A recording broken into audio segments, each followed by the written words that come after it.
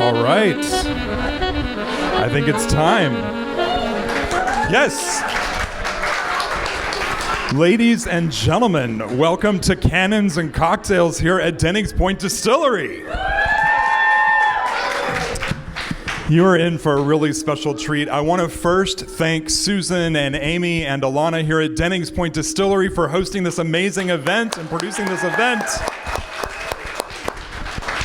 You know, if you know Dennings Point, you know how interested they are in supporting community endeavors and being a part of the community in really unique and special ways. So we're so excited to be producing this event. This event is the brainchild of Sean and Bob and Lynn Costello and Brian and myself and Susan sitting around one Sunday afternoon. And Jenny, I think you were here too. And we thought, what a fascinating conversation to have around the amazing importance of the American Revolution as it pertains specifically to literally right where we are sitting, right? I mean, it is amazing. And I didn't know that until we lived up in this area. I'm Scott Ramsey, and I'm the owner and executive producer of Fort Beacon Studios. And so allow me to please introduce this gentleman to my left. He is an officer in the United States Army. He has been on active duty since 1995. He enlisted as an infantry airborne man. He has served as an Army officer, armor officer, and military advisor. He is also a professor of history at the United States Military Academy, West Point. Ladies and gentlemen, Colonel Sean Sculley. Beacon's very own Colonel Sean Sculley. Before we get started, I want to ask how many people here in the room tonight have served in the military here in the United States? Yes, thank you so much, yes. And so I also want to share that tonight Sean is speaking unofficially, that everything we discuss tonight are not the opinions of the United States Army or the military and the Academy at West Point or the Department of Defense, so this is purely unofficial.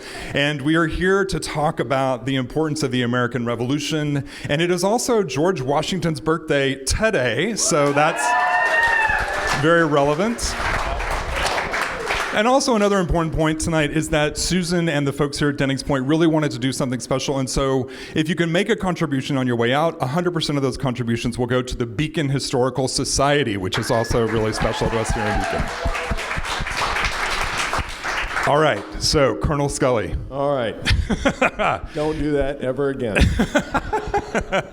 So I wanted, just for points of reference and to give us some context, American Revolution. Tell me, what are we talking years, time frame wise? All right, so actually the 250th anniversary of the beginning of the American Revolution is going to be here in a couple of months on April 19th with the shots heard around the world at Lexington and Concord in Massachusetts. And then the war goes from 75 to 76. It's fought in Boston. Then in 76, it goes to New York City, where the British and the Americans fight. The British win and hold New York City for the rest of the war.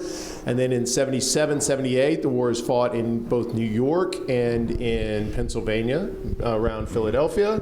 And then it kind of comes to a standstill. The Americans win in the north. The British take Philadelphia, which I understand is a great food scene, and then it kind of sits for a minute, and then starting in 1779 through 1781, the British decide to go south, so they fight in the Carolinas. Nathaniel Greene runs down there and makes Lord Cornwallis chase him around, which if you've ever seen The Patriot, it's not an accurate movie, but that part they got right. Nice. Moving around. And then in 1781, Cornwallis loses at Yorktown in Virginia in October. And then from then until 1783, the rest of the war is all up here. Okay. Because the British are in New York City and the Americans are in the Hudson Islands. Amazing. All right, so, you know, in a lot of the work that I do, I'm really fascinated by this idea that at the moment of conviction, the universe conspires to assist you, right? And so I want you to think about your moments of conviction and what got you into this space that makes you so brilliant and passionate about the American Revolution and history. All right, I'm going to go with passionate as opposed to brilliant. But, yeah. All right, so... Aren't they kind of the same thing? Is it too close? Can you hear me? Can you not hear me? The back is harder to hear. Okay, so closer? Yeah. Okay, Awesome. got it. I'm afraid I'm going to, all right. So, when I was 10, my parents moved to England. and they brought me. So I started walking around England, and there are castles everywhere, right? There's abbeys that have been abandoned everywhere, and I didn't know anything about who'd been there. But I had read a couple of fantasy novels, including The Hobbit. So I made up stories. I started to make up stories. They inspired me. And then when I'd been there about a year, I had to go to a history class on British history, and they started actually telling me the real stories, and they were better. I mean, there weren't dragons, there weren't hobbits, but there were knights and queens and kings and like all kinds of other stuff. There were battles and crimes, and it was fascinating to me. By the time I was 12, I was giving tours of our local castle. So yes, we had a local castle. I lived in Surrey, and Hever Castle, which was King Henry VIII's wedding gift to Anne Boleyn, was our local castle. Grim, but true, given what happens later. But anyways, it was great. And so I'm giving tours to people, whether they liked it or not. I can only imagine a 12-year-old, like, yeah, sure, Sean, give us a tour. But anyways, I was having a blast. Yeah. And so from there, I just kind of fell in love with history. I was inspired by it. I was inspired by the material culture. I was inspired by the stories. Who doesn't like a good story? Mm-hmm. So then I went to college and flunked out. So go figure. Nice. Where was that? Where did you go to school? Texas A&M. Okay. Yeah. All right. Yeah. Hook 'em horns. No, it's gig 'em. Anyways, so I flunked out of college, and I enlisted in the Army. And I was in the Army for a while as an enlisted soldier, NCO, went to officer candidate school. You have to have a bachelor degree to get promoted to captain. So they sent me to school. And rightfully so, Texas A&M wouldn't take me back. I don't blame them. So I went to Texas State, and I got a degree, and that got me into being able to apply to teach at West Point. Nice. As a rotating faculty member, not permanent. Okay. But you get to go to a master's program, and the Army pays for it. So Great. Thank you, all of you wonderful taxpayers, for my master's degree. I really appreciate it. Well deserved. And so I went to go get my master's degree, but West Point told me that I had to teach American history. I wanted to do British history. So I did colonial America because that's British history in America. Okay. I figured that, right? And it just so happened that my master's thesis led me to the Revolution, because what I did in my master's led to a question about the Revolution. I became a Revolutionary War historian, and here we are. Yeah. That's awesome. It. I was very long. I apologize. No, it's good. It's good. It's a good story. And so when you think about the American Revolution, and specifically this part of the world, I mean, it's just amazing to me how specific it is to right here. What's one of your favorite stories that comes to mind? Okay. So it's the most dramatic story. Okay. It's Arnold's betrayal, right? It's the greatest treason that has ever occurred. It is. Oh, wow. Okay. It is. So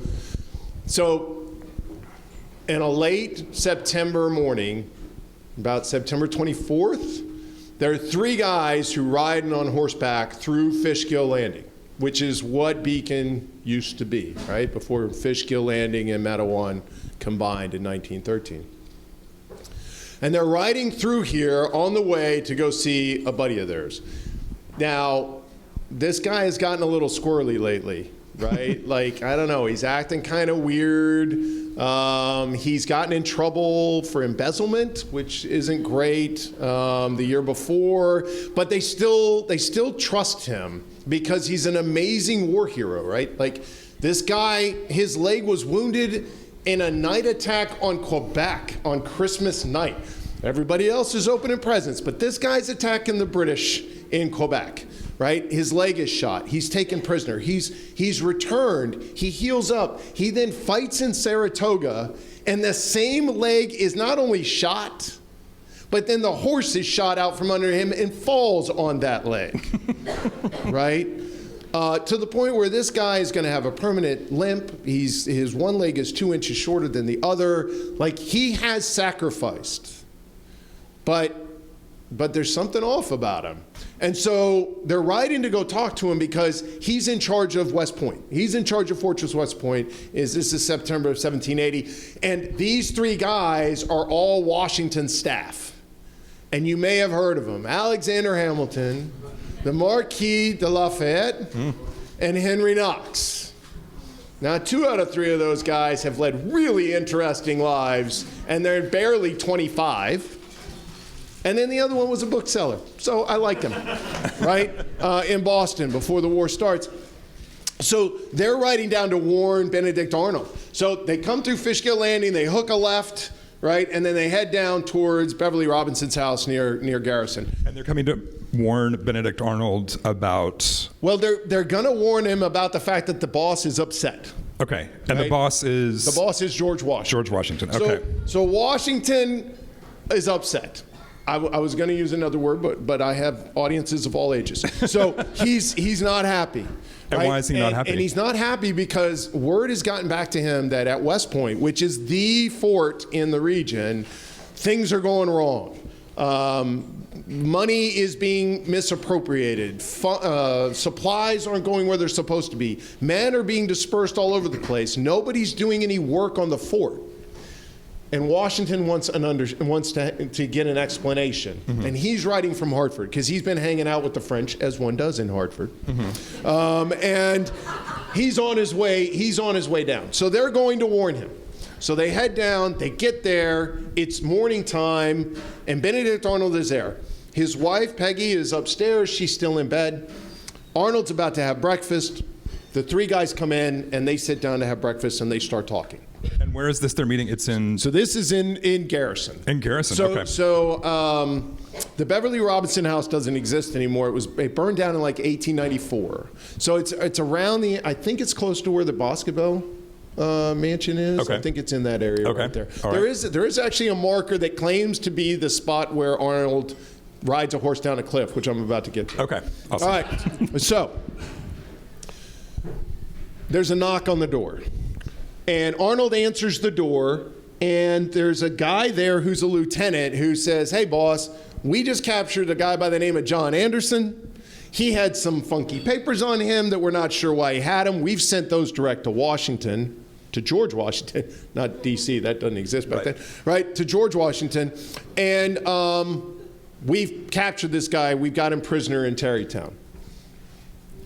Now, Arnold turns ghost white from all reports. Like, he just goes completely pale.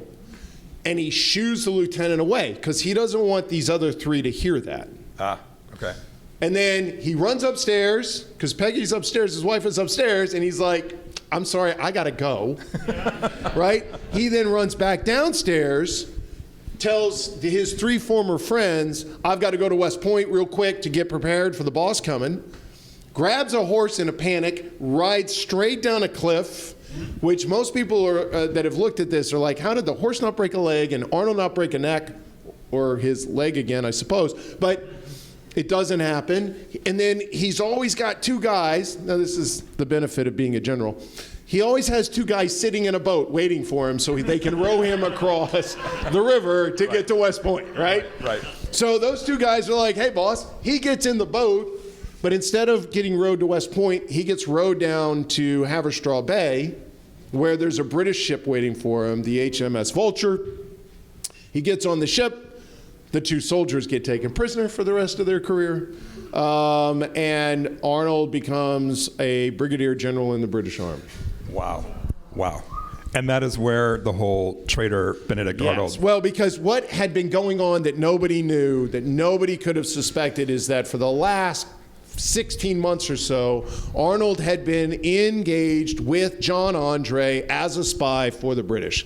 He had been selling information to Henry Clinton since he had been in Philadelphia.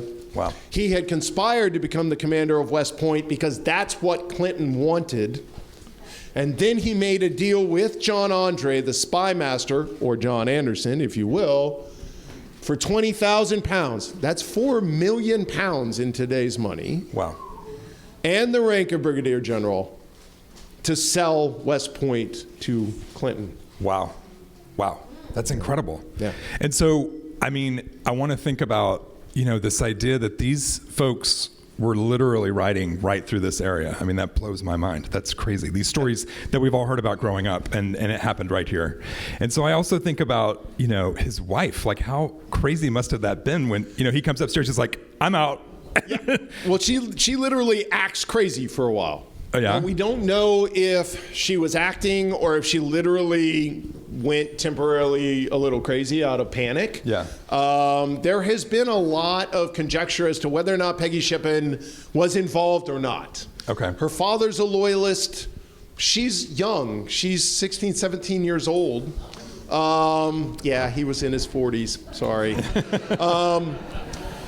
And so, we don't really know the degree to which. Now, he writes a letter to George Washington begging George to allow her to conduct herself and her son, their son, back to Philadelphia where her father lives, where her family is. Okay. And George Washington does that. He just assumes that Peggy Shippen is not a part of it because, he's a paternalistic 18th century guy. So, a woman wouldn't be involved. Right. So she gets a pass in that regard, and she's allowed to go.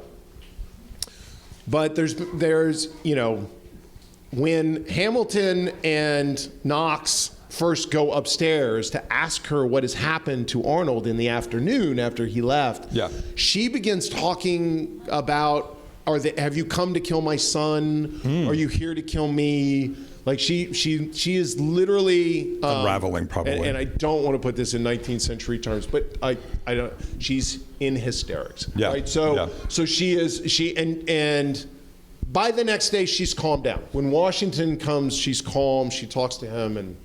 Okay. And so I want to think about the context of everything that's happening here. We have to go back a little bit to think about the importance of the Hudson Valley and how that evolves to being so relevant to the revolution and everything that was happening in that moment that led up to that moment. So you may not have ever done this. I'm going to nerd out for a second. Have you ever gotten on Google Maps and just for fun looked at the 3D feature on it? Oh yeah, the sure, Hudson of course. Valley? Yeah. Miles, have you done that? Yeah, see, that's fun, right? Yeah, I love that. Okay, so yeah, and then of course the department's cartographer is there, so he does that all the time. Jeff Goldberg. Yeah, Jeff. All right, so if you look at a map in 3D off of Google Maps in the Hudson Valley, what you're going to see is this like rise of granite that just comes across as if a cat has scratched across the Hudson River, and that is the valley. Right. So it's flat by Peekskill moving south, and it flattens out as you head towards the Catskills north of Newburgh, but there's this granite formation that comes right across from the northeast to the southwest, and then the river cuts right through it, and it rises up these cliffs that are very high, and it makes the river very narrow. And if you look at it from that perspective, you recognize that it chokes the river in a way. Yeah. Right? For that reason, this portion of the river has been militarily important since the 1720s. Really? Wow. So even in the French and Indian War, they were concerned about this part, and they used this river. Most of the battles were fought on the Hudson River or along the Hudson River, whether you're talking up at what was Fort Carillon, which becomes Fort Ticonderoga, or whether you're talking Fort William Henry on Lake George, or wherever you're at. This riverway was important. Wow. So in 1775, the Americans already recognized this. Most of the senior officers fought in the French and Indian War. They recognize that this area is important, and they initially are like, we have to defend at West Point. Okay.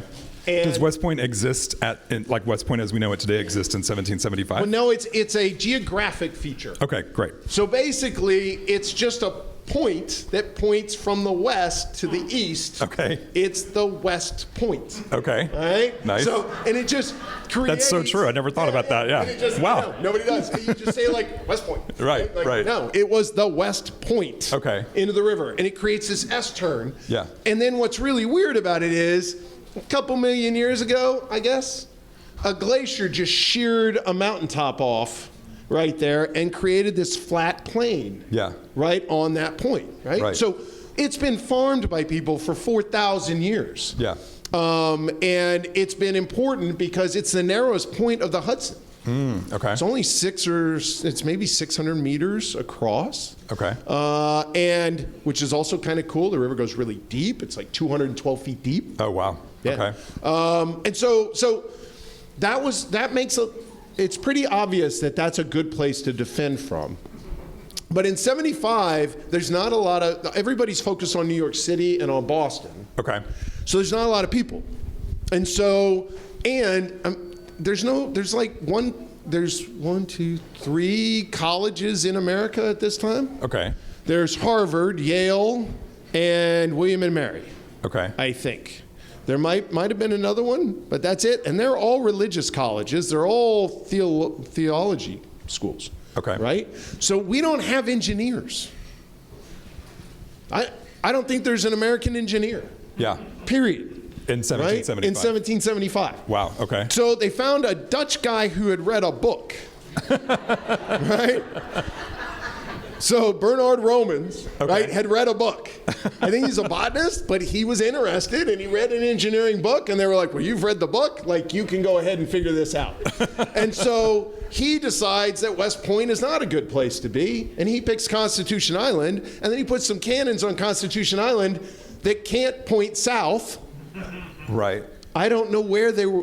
I'm not sure where he was pointing. Where is Constitution Island in this whole? So without a map, you got the West Point. Yeah. And then you got Constitution Island, and then you have Garrison over here. Okay. So where the turn is, the S turn in the Hudson River, yeah. The Constitution Island is masked by the point. Right. So the Brits, have you ever thought of sneaking up on somebody in a naval ship? You could do that with Bernard Roman's defensive design. So it doesn't go well, right? It doesn't go well. And it doesn't matter because in 1776, the British have to take New York City first. Okay. Right? Now they got to take it because the New York harbor doesn't freeze. The Hudson River freezes, right? But the harbor doesn't freeze. And in the 18th century, you got to be able to take care of those wooden ships. All right, so you gotta have ports that don't freeze. They gotta take New York. They're up in Halifax because they got pushed out of Boston in March. They're in Halifax. They can't stay up there. If they stay up there, the ships will just get frozen in. It won't be any good for them. Yeah. Washington knows that, so they're coming to New York. He knows they're coming to New York. He marches the army from Boston. He tries to hold New York, but it's an island, right? And Washington doesn't really have a navy. The Brits do. So, and in fact, when the British attack Long Island, and very few people know this, that is the largest amphibious assault committed until D-Day. Oh, wow. Wow. Right? That's amazing. So we lose. Yeah. Right? Right. So we lose New York, and then Washington runs down through New Jersey. He crosses the Delaware, then famously crosses the Delaware again. Right on Christmas. Beats the Germans in Trenton. Beats the British in Princeton. Kind of saves his army. And then in 77, you get this two-pronged fight. Okay. Saratoga up north because the Brits have an army in Canada that's marching down. Yeah. And then the army in New York sails to Philadelphia to try to capture Congress. So you get two fights. Okay. We lose in Philly, we win in Saratoga, right? And so while that's happening, we have to defend the Hudson Valley. Right. And we still don't have a lot of soldiers. So what they decide to do is they create a headquarters in Peekskill. And that kind of makes sense if you look at the terrain. There's another crossing at Peekskill. If you probably don't really think about it much unless you, for whatever reason, are on a boat on the river. But Stony Point points out into the river, right? And it creates a narrows between Peekskill and Stony Point. That is called King's Ferry Crossing during the American Revolution. So the Americans got to hold the river crossings because all the radicals are in New England, as they are today. Right? So all the radicals are in New England. These are all the guys who are going to support the revolution. They're the ones who started it. They're the ones who are joining the army. Like, you can't have New England cut off from everybody else. Right. Well, the Hudson River would do that. Okay. So you got to hold the crossings. Kings Ferry Crossing, Stony Point, Peekskill, they headquarter there. And then what they do is they look and they say, well, if you see how Anthony's Nose comes down, and you see how Dunderberg Mountain or Thunderhill or whatever you want to call it today, how that comes up, it creates this gate, almost like Lord of the Rings, which, again, I'm back to Lord of the Rings. I turn everything into Lord of the Rings. It looks like that, right? It's a gate. Yeah. And so they build 2 forts just north of Bear Mountain. Okay. So where the Bear Mountain Bridge is today, sadly, they built the bridge over one of the 2 forts. So it's been obliterated. That's Fort Clinton. The other fort is Fort Montgomery, or as locals call it, FOMO, right there, right? And so that's Fort Montgomery. And those 2 forts were going to protect the Hudson Highlands. Okay. And where are we at now? And so that's 76, 77. Okay. Right? But I told you that an army's coming from Saratoga, right?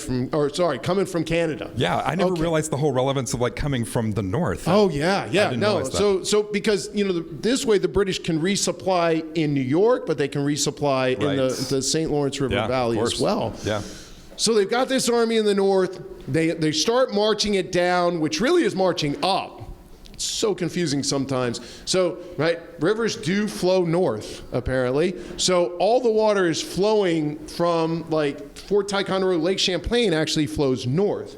So the British are actually coming upstream towards Fort Ticonderoga, and their goal is Albany. I know. But back then, it was important. Yeah, what was going on in Albany at that point? Back then, Albany mattered. Nobody from here is from Albany, I hope. All right, anyways, I want to alienate my crowd here, my audience. So they're going for Albany. That's what they want. But they get stymied at Saratoga. Okay. And it's not because they were betting the horses, but they're there. They're stuck. Right? And so Burgoyne, who's the British commander, he sends word down to New York to Henry Clinton. He says, hey, bro, help me out. I need to break through this. I've got to get to Albany. Henry Clinton is like, I've got some guys. I could try to create a diversion for you. I don't have enough to come all the way up. It's 250 miles to get up there. That's a long way, and there's a lot of Americans who don't like me along the way, right? So I can only go so far. But if I create enough of a diversion, maybe I can help. So he sails up from New York City, and he attacks Peekskill. Now, at Peekskill, he basically uses his ships to fire artillery into the American encampments, and they wisely run away. All right? Now, what that does, though, is Peekskill's on the east side. These 2 forts are on the west side. So all the reinforcements to those 2 forts have now run away. So then he takes his infantry, he disembarks them from the boats, he marches them around the back end of Bear Mountain, and he attacks the forts from the rear, which the Americans didn't see coming. And so the forts fall in 45 minutes, and the Hudson Valley is completely wide open. Wow. He then sails ships all the way up to Kingston and burns it, because that was the capital of New York for the Americans at the time. He burns it. But then at that point, his boss, who's in Philly, is like, I need your guys. I need them now. I'm fighting Washington. Okay. And so Clinton pulls all his guys out of the Hudson Valley, goes back to New York City, goes to Philly. So they never make it all the way up north. That was he has no impact, which is why it's interesting. Right? He does all of this, and he had fun, raising American forts, right? And burning Kingston. Yeah. I'm sure that was a blast. Yeah. Right. But strategically helpful for sure. Well, perhaps. Yeah. I mean, they just came back. Right. But he has no impact on the northern fight. Okay. And so for that reason, actually, the British lose their largest army ever. They lose 12,000 soldiers in October of 1777. Where in this process of the in Fort Saratoga, yes. In the process of all of this, Burgoyne has to surrender his entire army. Oh wow. It's 12,000. Yeah.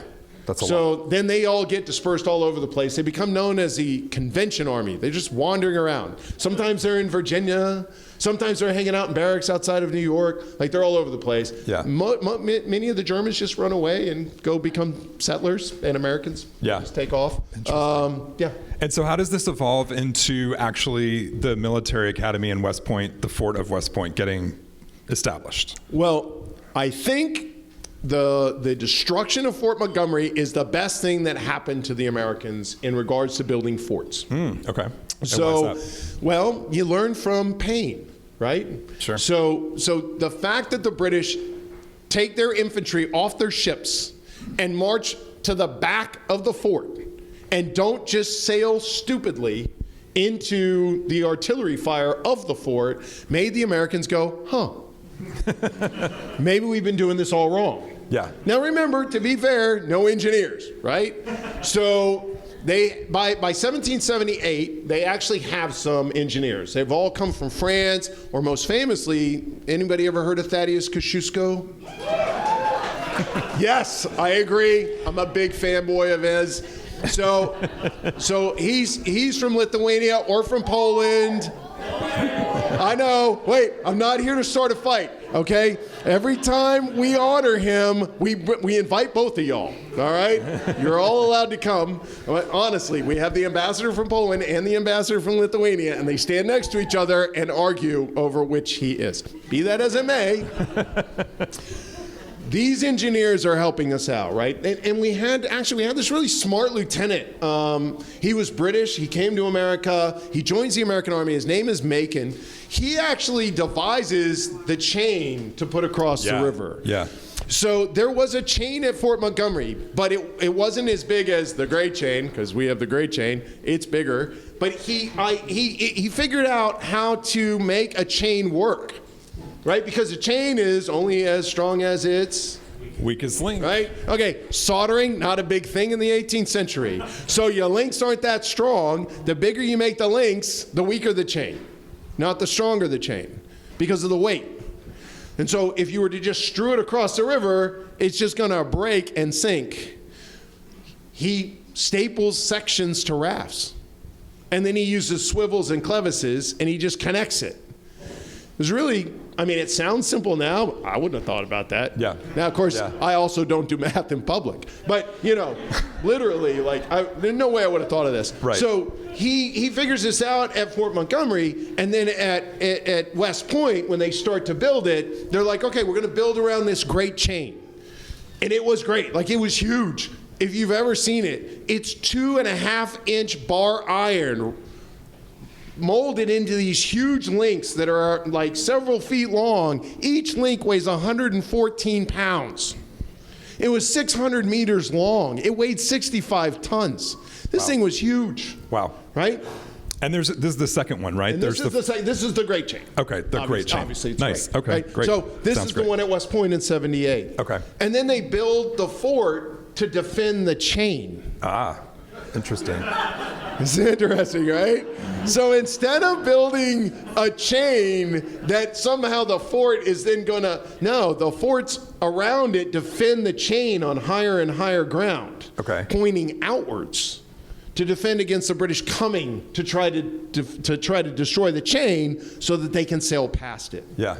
Interesting. And then they did put artillery along the river, right, to fire on the ships if they were dumb enough to try to ram the chain. Yeah. But they weren't going to do that. Yeah. Yeah. Wow. And so there's something related to the chain and then the way they would communicate how the British were actually moving up, right? Right. That's right. And that's where, yet again, Beacon and Fishkill Landing and all of this comes into it. Because what happens, starting in 1778, the Hudson Valley becomes central to much of what George Washington is trying to do.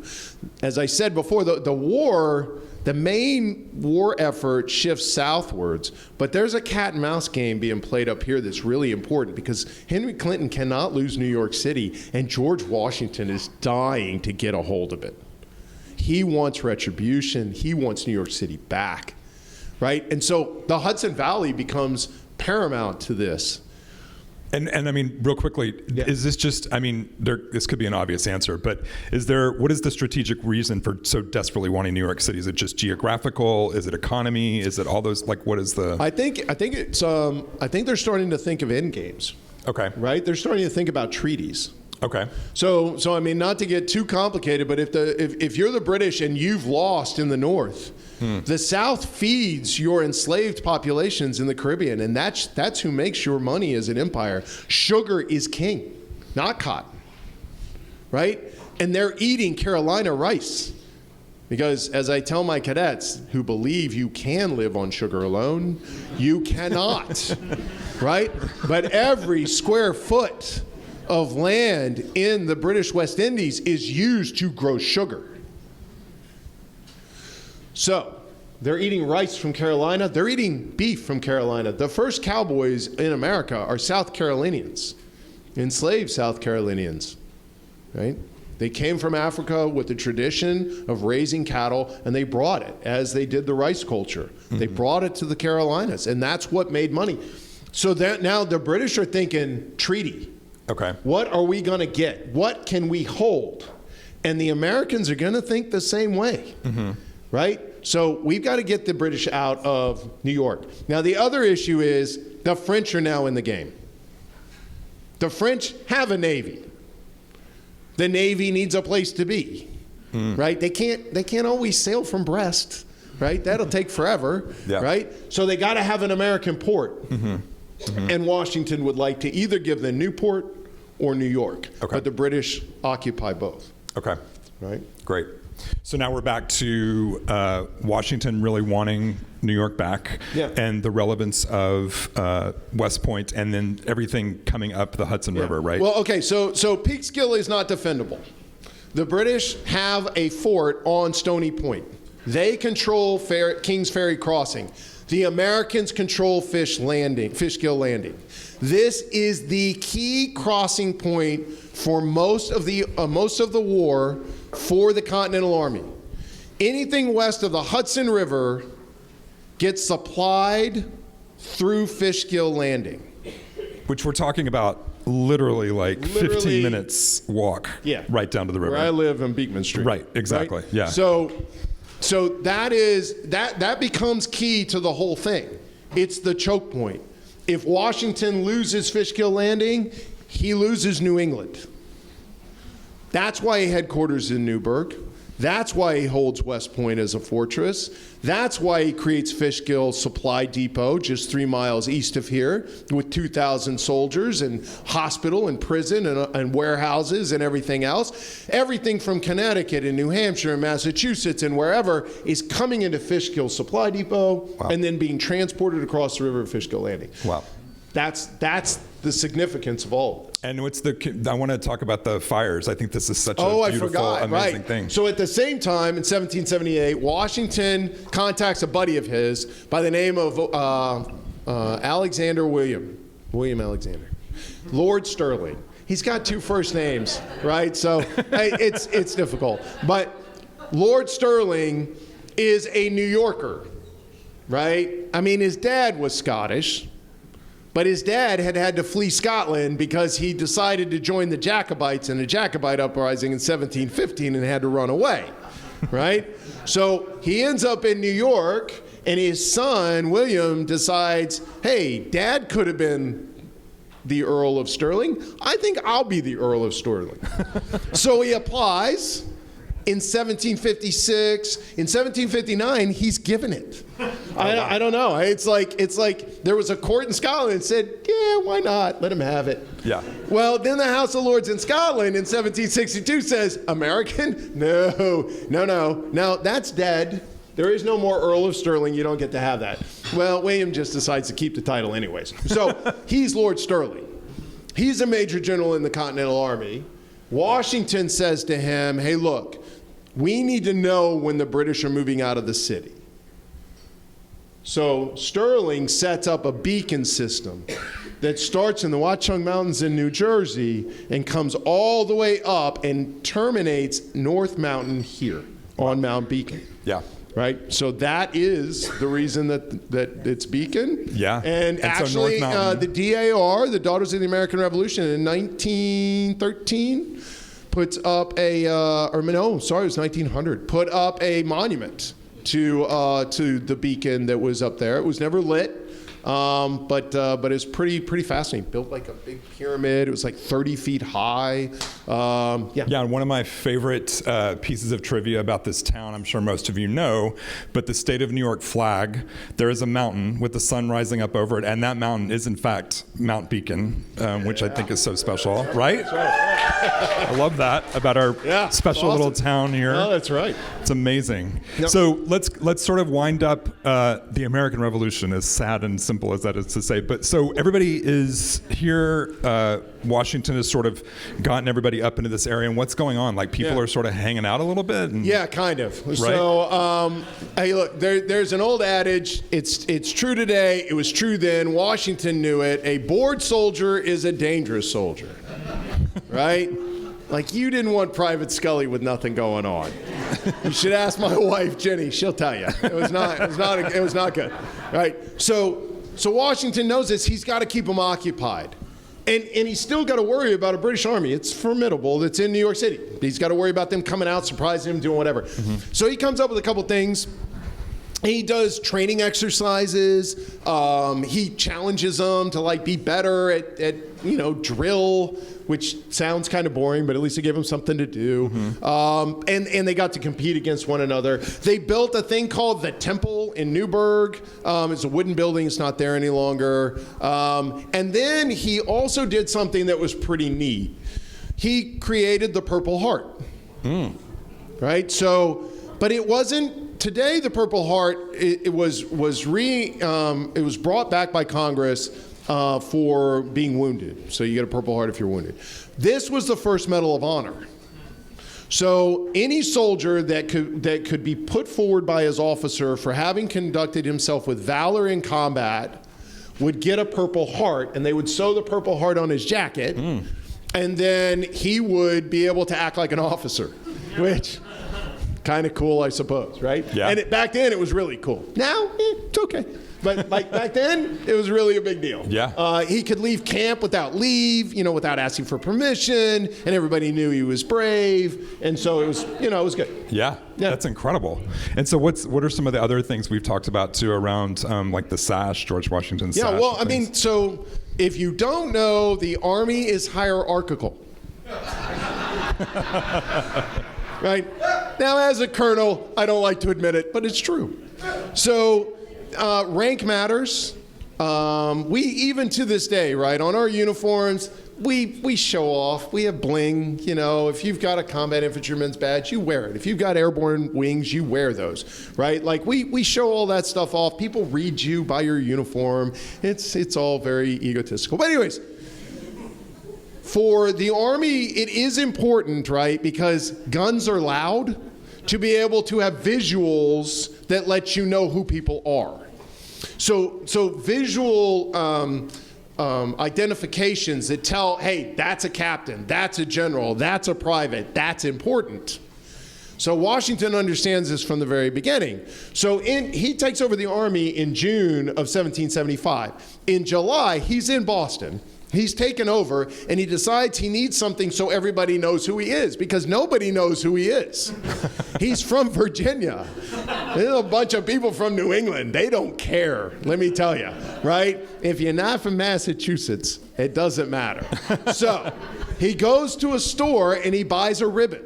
He buys this blue ribbon, this turquoise blue ribbon, and he buys it for, yes, I'm a nerd, I looked it up, 3 shillings, 6 bits. Okay. All right? By the way, that ribbon is now housed in the Museum of the American Revolution down in Philadelphia. So you can go look at it. But he wears that as his rank. And then he gives to the other generals sash colors. So a purple sash, a red sash. And then he gives to the other officers like little round pieces of ribbon that they can wear on their hats. Okay. A colonel would wear red and a captain would wear purple or something like that. So all of that was very important. So getting to wear a Purple Heart on your jacket, that was a big deal. Wow. And they're not getting paid. Yes, right. Right? So, give them something. The Purple Heart is free. Yeah. And it makes them it makes them feel valued. Yes, absolutely. And interestingly enough, if you look at a lot of the really brilliant branding of the Dennings Point brand here at the distillery, you might recognize that turquoise sash on some of the labels and some of the other language that we're talking about tonight. So just another little piece of trivia here at Dennings Point. So I want to think about this idea, there's this really beautiful construct, and I think it's an African proverb about until the lions have historians, the fight will always glorify the hunter, right? And so it's really about perspective and, how we perceive all these things that are happening. And I just wanted to get what are your thoughts on that as far as history is concerned, and somebody who has such a deep appreciation for history and the way we talk about it? Yeah, so there are a bunch of reasons that I love to teach history. Critical thinking skills,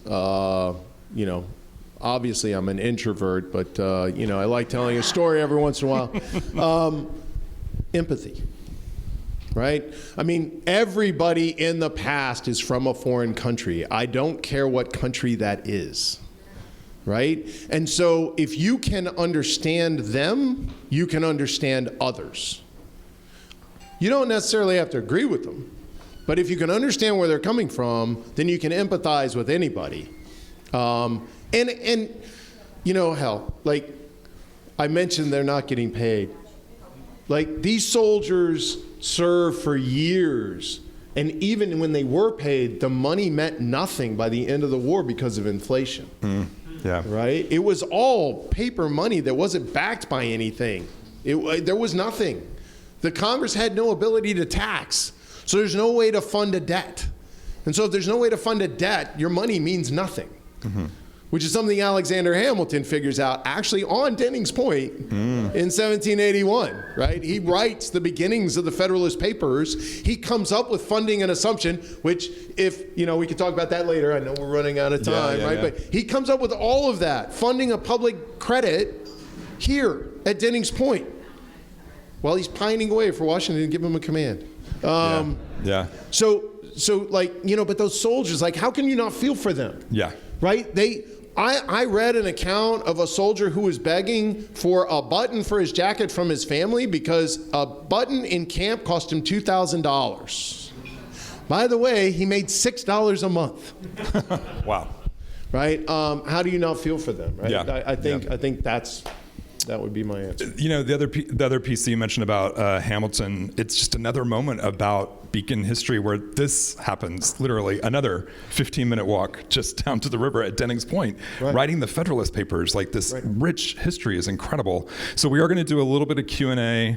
We have time for 2 or 3 questions.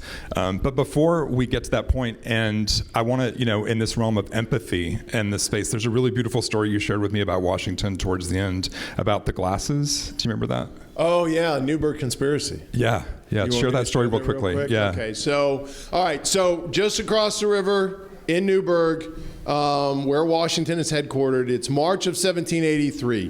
The war is winding down. A treaty is coming. There's no doubt at this point, and the officers know it. Now, I told you the soldiers hadn't been paid. Well, the officers haven't been paid either. It's not like they were taking theirs and the privates weren't getting anything. Nobody was getting paid. The officers had asked for pensions. The British Army gave pensions. This is where they got the idea. They wanted pensions. They believed that their own financial health had been ruined by serving in the Army. These are guys with lawyer degrees and doctor degrees, and they had been, merchants of concern at the time and had been bankrupted. And Congress is not having any of it because Congress doesn't know how they would pay for it, right? They don't have the ability to do it. And actually, Hamilton is implicated in what's about to occur. So there are younger members in Congress who are very interested in making Congress more powerful, giving them the ability to tax, giving them the ability to raise funds so that they can restore the public credit. And they would like nothing better than for the Army to embarrass the current Congress in order to provide some political impetus for centralizing more power.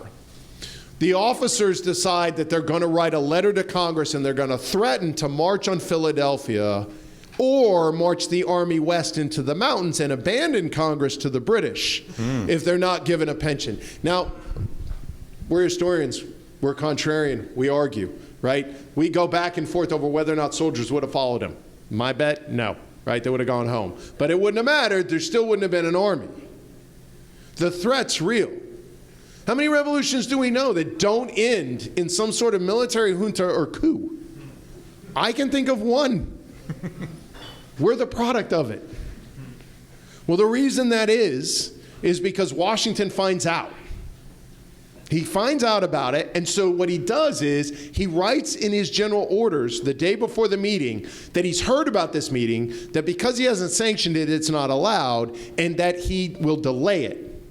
He's canceled that meeting. They can have their meeting 2 days after, and he's going to put his Adjutant General Horatio Gates in charge of it. Well, Gates is a part of this. Gates is probably leading some of this. But Washington knows it. So when the meeting occurs, Washington pulls off a masterful plan.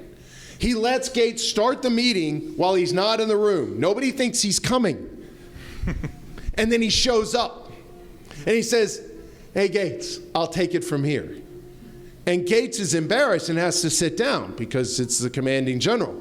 And Washington then begins to read to them. First he begins to talk to them, and he says, "Why do you think this is a good idea? In fact, how could you possibly betray everything we fought for? Everything I've fought for?" He says, "And in fact, if you think Congress is not your friends, I have a letter from a friend of mine in Congress that he just sent to me promising that we're going to work this problem out." And he pulls the letter out, and he starts to try to read it. And he can't. Because during the war, he's become somewhat nearsighted or farsighted. He needs reading glasses, right? But back then, that was unmanly. And so he's hidden it from everybody. And so he puts the letter down for a second, and he reaches into his coat pocket, and he pulls out his spectacles, and he puts them on in a beautiful theatrics. And he says, "Forgive me, gentlemen, for I have grown not only gray, but blind in your service." And Henry Knox typically starts crying. Right? Believe me, every time there's crying going on, Henry Knox is involved. I don't know. It happens at Francis Tavern, it happens at other places.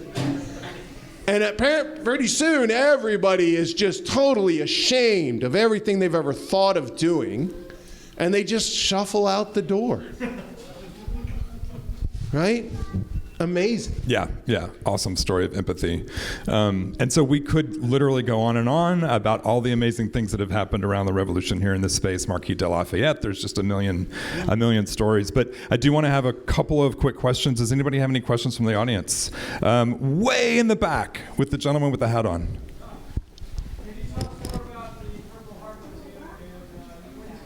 The Purple Heart Museum in New Windsor. Yeah, so now I'm not affiliated with the Purple Heart Museum, but it is right near the New Windsor Cantonment area, right off of 300, I believe, as it winds its way through Fales Gate. It's just off to the right. And off to the left is where the New Windsor Cantonment was located, where there were a bunch of other soldiers that were on the west side of the river. So absolutely, if you get a chance, go visit. I know they have a great museum there. The association is fantastic. Excellent. Awesome. Sir. Any comments on, was this area loyalist? New York was known to be loyalist. And was this like a civil war as much as a revolution? Okay, it's a great question, but this area was absolutely patriot. So the no man's land is between Peekskill and like where Yonkers is today. That was the no man's land. And what do you mean when you say no man's land? By no man's land, you don't know who's on what side. Okay. And they're fighting. So there's a group of New York cowboy types that are fighting for the Patriots. There are loyalists that are fighting, and they're mixed all around. But once you hit Peekskill and you go north, it's patriot country. This is how John Andre gets captured. You know that was John Anderson, right? Did I say that? Okay. So, I'm sorry. So anyways, when Andre gets captured, he gets captured outside of Tarrytown because he thinks he's in Loyalist country, right? And he sees a dude with a German watch, and he assumes he's Hessian. He was a guy who stole a German watch from a Hessian. Right? I don't know. If I'm John Andre and I'm the spy master of the British, you'd think I'd figure I might have thought of that. But anyways, that's why he assumes and reveals that he's British. So that's where that guerrilla warfare is occurring. Up in the Highlands, a loyalist is not coming up here. This is why Beverly Robinson leaves his house. That's his summer house because he's a loyalist. He flees. There are no loyalists here. They're further south. Awesome. One more question. Donna. Question about our last chief, Wappinger tribe chief Sachem was Dan Ninham, and he died alongside his son fighting for George Washington at the Battle of Kingsbridge. Just have my thing so I don't get it right. 1778. Okay. So my question is, the Wappinger tribe people were sent up to Stockbridge, saying, you can't stay here. It's not safe. It's not safe. He dies fighting for George Washington, and they were never let back. Mm-hmm.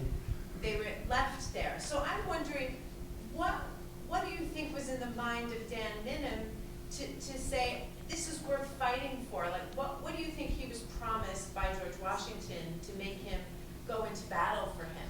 Right. Well, so it's complicated. First off, I don't know the answer, so I'm going to have to suppose a couple of things. Most of the time when we're talking about Native American decisions, a lot of their decisions are made because of other Native American issues. So whether they're talking about the Iroquois, right? So the Wappinger, those are Algonquin people, right? So the Iroquois have been enemies of theirs for a long time. And Joseph Brant and the Mohawk and then the Seneca, the Cayuga, the Onondaga, they all side with the British. Only the Oneida and the Tuscarora side with the Americans. So it could be that they were allied with the Oneida, possibly, right? It could be that they're believing that if they side with the Americans, that they will get some relief from any threat that was going on from the Mohawk, because the Mohawk would have been the power figures in New York all the way up until 1780. I mean, really Sullivan's expedition, which burns out the Seneca villages and forces them towards Niagara and Detroit, that's what finally destroys the Iroquois power in New York. It could be that, but I'm not positive because I'm not an expert. Very interesting. All right, so final question for you, Colonel Sculley, is, if you could be, of all these things that you are so interested in and so well spoken about the American Revolution and this whole idea of being in the room where it happens, right? Which room would you be in? You warned me about this and then I forgot to think about it. God, there's so many. Right. I think I want to be in the temple when George Washington just shuts down the Newburgh Conspiracy. Yeah. I think I want to see that.